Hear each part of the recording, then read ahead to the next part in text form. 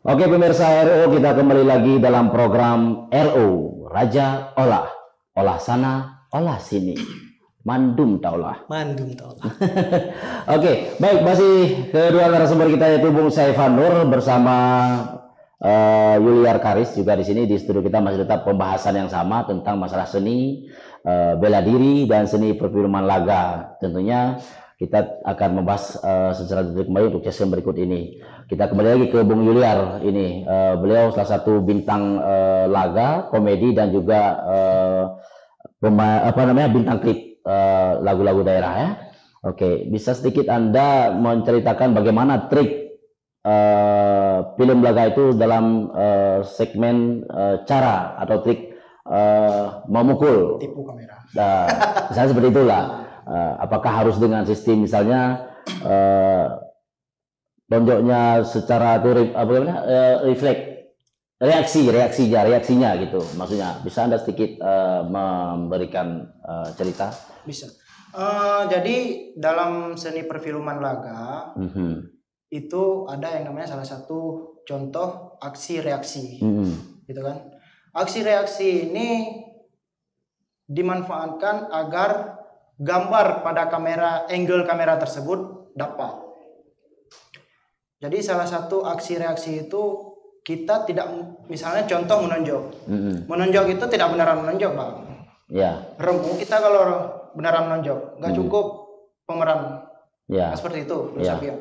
Nah, jadi aksi reaksi itu kami dapatkan ilmunya di komunitas Aceh Stunt Factor. Itu saya pribadi, saya pribadi di Aceh Stunt Factor.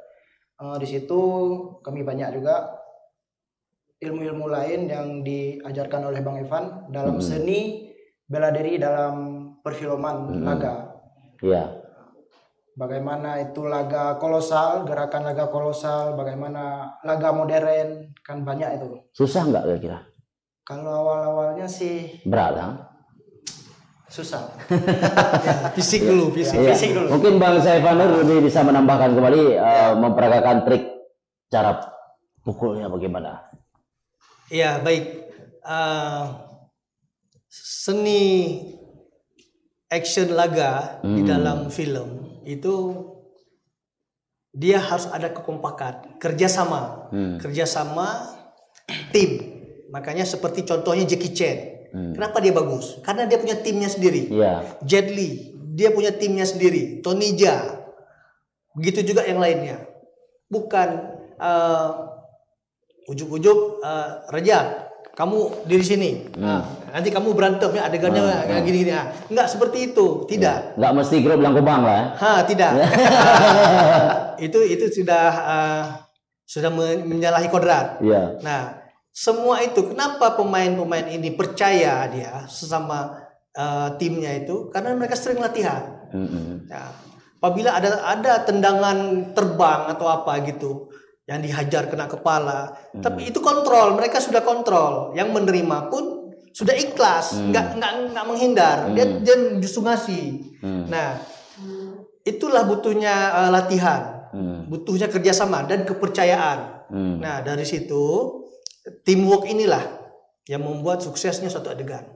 Nah, jadi di situ tidak boleh ada ego. Nah, tidak boleh ada ego. Oh, aku merasa paling hebat. Tidak. Semuanya itu saling keterkaitan. Nah, makanya saya melatih anak-anak teman-teman semua di Aceh Stunt Fighter itu bagaimana caranya kerjasama, kekompakan, saling percaya. Nah, supaya apa? Itu akan membentuk kepribadian mereka sendiri juga.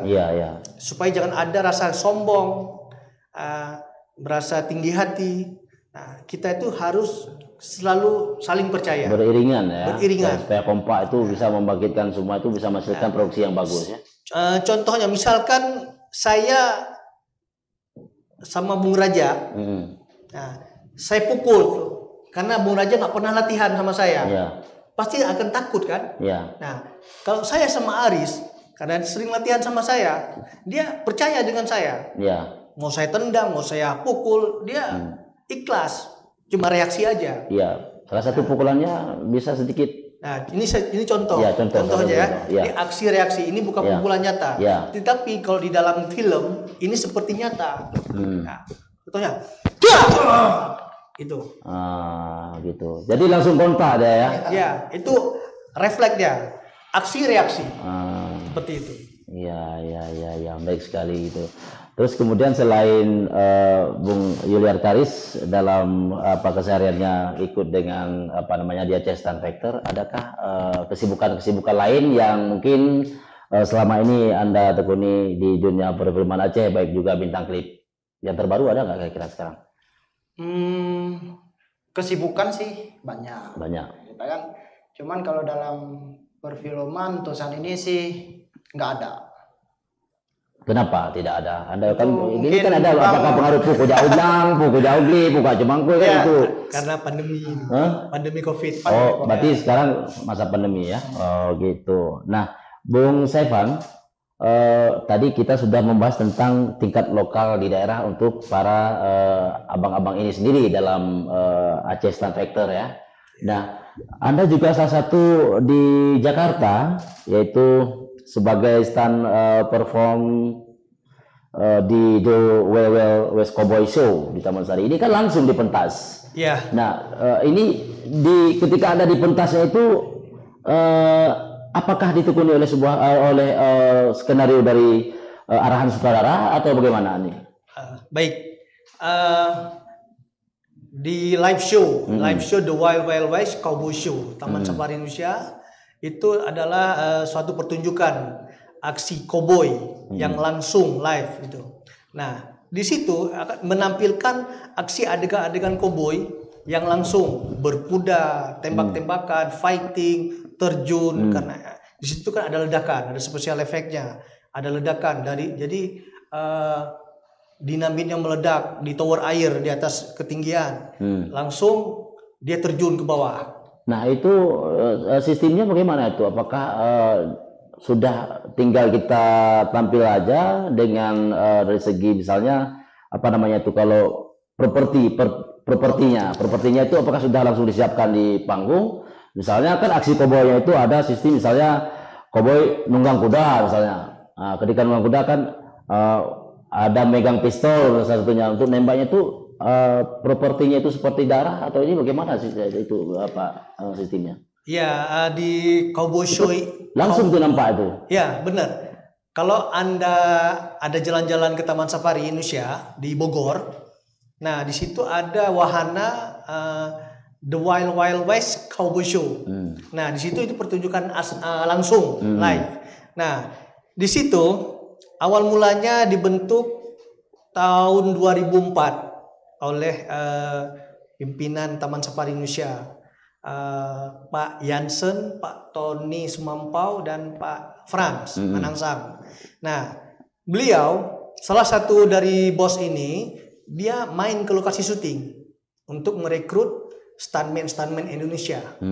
Ya, beliau merekrut salah satunya saya coba ikut casting di Taman Safari. Yang ngetes kita waktu itu stuntman dari Thailand, Mr. N dan Mr. Richard. Nah, dia memang stuntman internasional. Nah, di saat itu kami ada lebih dari 100 orang ikut tes, disuruh terjun dari ketinggian langsung. Cuma di bawah ada matras. Nah, walaupun ada matras, kalau kita tidak paham teknik terjun, itu resikonya leher bisa terkilir, ya. Pinggang bisa patah juga. Ya. Nah, itu dicontohkan teknik cara terjunnya dicontohkan. Nah, siapa yang berani melakukan itu, dia yang lulus. Nah, termasuk saya, walaupun saya nekat. Saya terjun, tau-taunya ini besok bangun tidur nggak sanggup lagi lihat kiri kanan. Nah, teknik kita salah. Tapi karena kita sudah punya keberanian, jadi saya lulus. Nah, teman-teman saya yang lain baru naik ke atas, itu stagger yang keempat, ya. Stagger yang kan itu ada stagger disusun. Nah, yang keempatnya paling atas kasih papan, terjun ke bawah. Nah, baru naik ke atas dia lihat ke bawah, dia nyerah. Oh maaf, aku nggak sanggup, turun. Akhirnya nggak lulus. Nah, dari situ. Nah, untuk di Cowboy Show sendiri itu propertinya sudah permanen. Itu gedung bangunannya, spesial efeknya, safety-nya itu termasuk matras yang ditanam, tower air itu yang ada ledakannya, itu sumur, itu semuanya sudah permanen. Oke, kita kembali ke Bung Juliar Karis, tapi jangan kemana-mana pemirsa, kita akan jeda dulu setelah komersil berikut ini.